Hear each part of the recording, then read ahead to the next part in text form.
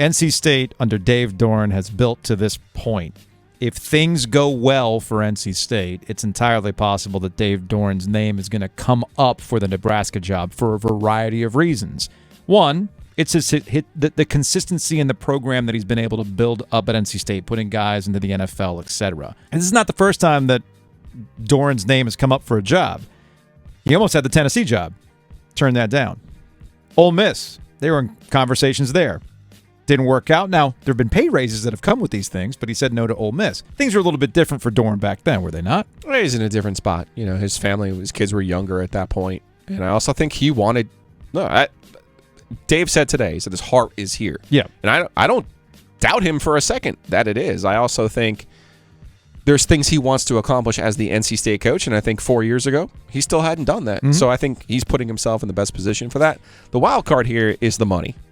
And the Big Ten is they just gave away $7.5 million when they could have sat on it for 3 more weeks. That's how little they think of money, because they're about to get $71 million per year just in their right. television payout. Right. Never mind the fact that they've sold out every football game for the last 50 years.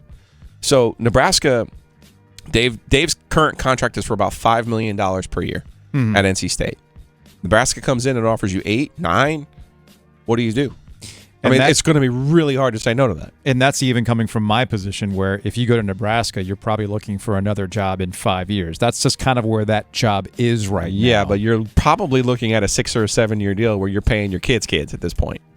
Can't say no to the money, man. It's also important to understand where Dave Doeren is in the pecking order for that job, even as the season progresses. Yeah. Urban Meyer's the biggest name out there, of obviously. course. He's probably going to get another college job.